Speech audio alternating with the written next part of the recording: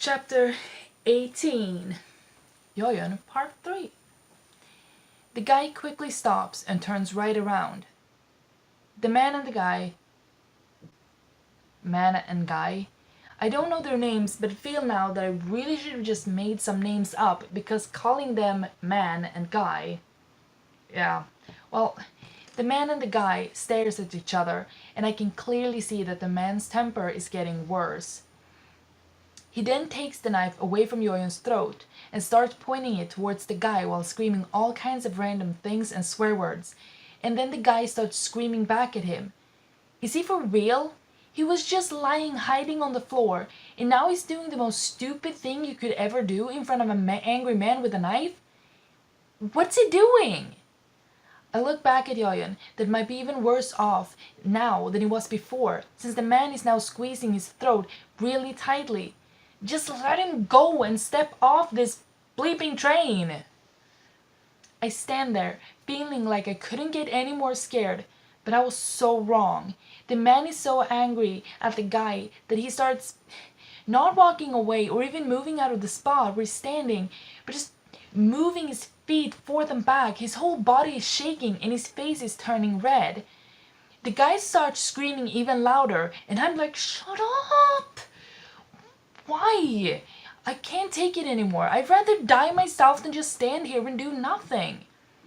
Then finally, my brain and I realized that the stupid guy who's standing over there screaming his lungs out, louder and louder, risking all of our lives, is actually not stupid at all. He's trying to help Jojen, and I'm just standing here. If I'm not wrong, the guy is only standing there screaming and arguing with the man as to keep him distracted. I feel so stupid. But in a situation like this, you can't really expect anyone to think clearly. I see Jojen's face, and it's so pale, and he's no longer looking at me. His eyes are now closed. Chapter 19, Jojen, Part 4. Okay. This is it. I slowly reach down into the pocket of my jacket, and as quietly as possible, although there's really no need for quiet since they're still screaming all over the train, I take out my keys that I luckily have connected to this key ribbon thingy. I take a tight grip around the ribbon, and then deep breaths. As soon as the man turns further around towards the guy, I run up to him. I swing the keys towards the man's face, and at the same time I grab a hold of Jojen's shirt. The man, because of the pain, lets go of Jojen, who falls to the floor. The man is stumbling around and looks a bit dizzy, so I don't need to use much force to push him off the train. The doors closes. Both the guy and the 40-year-old woman are already on their phones calling the police and an ambulance. The driver calls for security so they can come and keep the man until the police gets there. I sit with Jojen on the train floor and wait for the ambulance. He's alive, but not awake. I ride with him on the ambulance on the way to the hospital. He's still not awake. I stay as close to him as I'm allowed to by the doctors. I don't know if he's woken up or not. I get to go into his room, but he's not awake. Why in the bleeping mother of all Christs would I ever be allowed to go into the room? Nobody knows. The doctor comes and tells me he's going to be all right. He did wake up before, and he's going to be just fine. But we felt he needed to rest right now, so we gave him something to help him sleep. Don't worry, he knows that you're here. I try looking calm, and I thank the doctor for all he's done for Jojen. But as soon as he's left, I fall down to my knees. I just sit there staring straight in front of me, breathing heavily. Then I realize something. Minnow, Ki, Onu, Taemin, they have to be here. I have to call them. I reach down my pockets to get my phone. But nothing. My pocket is empty. I hate that bleeping man. I gave him my phone too, so the police has it now. Both the lady and the guy, they still have their phones, but not me. But I'm guessing, like, he asked for money and jewelry, so I guess I was just, desperate enough to just keep Jojen out of harm's way, that I was just take everything I own. But they were just like, here, money and jewelry. You don't take my phone, bitch. I don't know. Wait. But my pocket isn't empty. What's this? Doo-doo-doo-doo. Chapter 20. It's a note. Oh, it's that note. The one Key gave me. Key, why aren't you guys here? I must have forgotten to take the note out of my pocket that day. I only wore these pants that day and then again now. But what's this? I hadn't seen this before. What does it say? Number? Number? Oh, this must be their phone number. Wait, did he give me their phone number before even knowing me? Wow, he really must have wanted to get to know me. Yako's like, oh, I didn't notice that. Like, this is what I'm saying. The story is very like, oh, I don't have a phone. But whoops, I just managed to have their phone number on this note that I didn't notice before. Oh. Whatever. I run over to the reception and ask to borrow their phone. Hello, Onu here. Hey, Onu.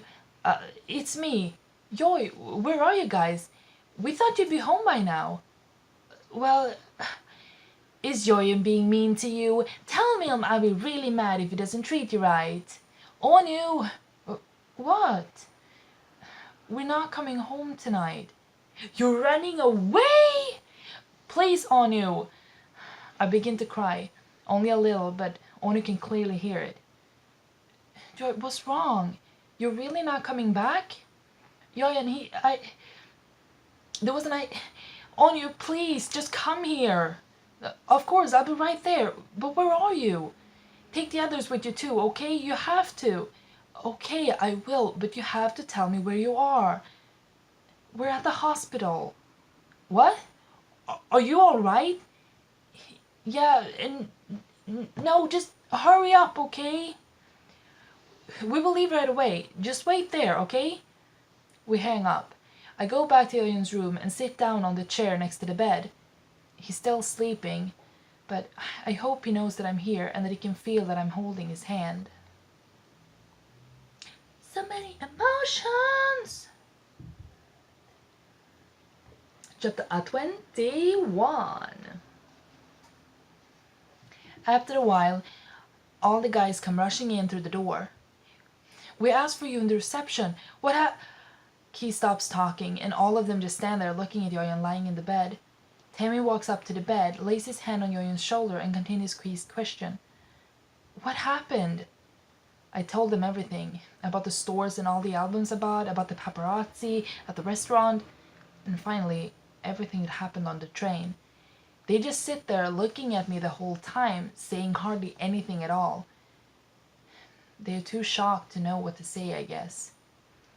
Onu and Taemin are both crying now.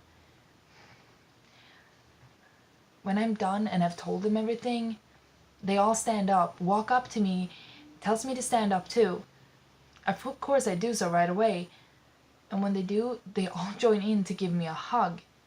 I was expecting them to be mad or upset with me, but they're not. I don't understand. Aren't you mad at me? Mad? Why would we be mad at you? Minho asks. Well, if it wasn't for me, Yoyu never would have been down there in the first place. This is not your fault. And by the way, if he wouldn't have been there, that man would have taken someone else, and they might not have been so lucky as Yoyun was. Lucky? He's not even well enough to be awake. Well, he had that guy who obviously risked a lot to help him, and he had you, who in the end saved him. Yeah, but stop. The doctor said he was going to be alright, didn't he? Yes, he did. Well, then he'll be alright, and I'm sure it won't be long. Okay? Onu added. That night, all of us slept in that small hospital room. Me and Taemin sat on chairs with our heads resting on the sides of the bed. Mina sat on a chair in one of the corners. Ki was lying on a small couch in front of the window, and Onu was once again sleeping on the floor. Chapter 22. The next morning, when I woke up, my back hurt like crazy, but only for a couple of seconds, for what I saw next made me so happy I forgot all about it. Can you guess what I saw? Joyan was awake again. "Hey you," he said, but it was obvious that his throat was in a bad shape. His voice was really rough, and you could see in his face that it hurt a lot. "Hey, don't speak, okay? The doctor said you should, well, keep quiet for a while." Joyan bit his lower lip and just nodded at me. Sorry, I'm just weird. He then looked around the room and saw the others still sleeping. He looked back at me and gave a look as to say, "Oh, these guys are just too sweet."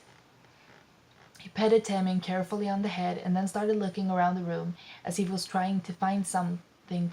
So I asked him, "What are you looking for?" He didn't say anything. Good boy. But instead, with his hands, showed me that he wanted a pen and paper. I went out of the room and met this really sweet nurse that gave me a bunch of papers and 3 pencils. I went back to Joyan and gave him the papers and one of the pencils. "Thank you," was the first thing he wrote. "No, you don't have to thank me. Of course I had to. I want to thank you. I'm just happy you're alive, and when you're all better again, I'll be even happier." He wrote a smiley face. I gave him a sarcastic smile back and then said, "You hurt your throat, not your mouth." He started laughing, but that was a really bad idea. "Oh, sorry, are you okay?" "Yes, I'm fine. Just don't make me laugh again, please." "I will try. Sorry." "Should we wake them up?" "Yeah, they'll be so happy that you're awake again." I first went to the other side of the bed and woke Taemin up. What's going on?" he said as he sat up and ran his hand through his hair, with his eyes still half shut. "I think someone wants a hug," I said back to him. "Huh?" He opened his eyes and saw Joyan sitting in front of him. "You're awake! And you're okay, right?" "I'm okay, Taemin," he wrote on a piece of note. "Why the note?" Joyan pointed to his throat and said, "It hurts." Taemin's face expression turned sad, but Joyan then put his hand on Taemin's arm and just smiled to show him that everything was all right. Taemin smiled back, squeezed up next to Joyan in the bed, and gave him a big hug. While they were lying there, both of them talking by writing on papers, total cuties, I went over to Minnie, Ono, and Ki and woke them up so that they too could find out the good news. After that, there was a lot of hugs and talking through papers. It was a good thing the nurse gave us a whole bunch. But you can't be calm and happy for long, can you?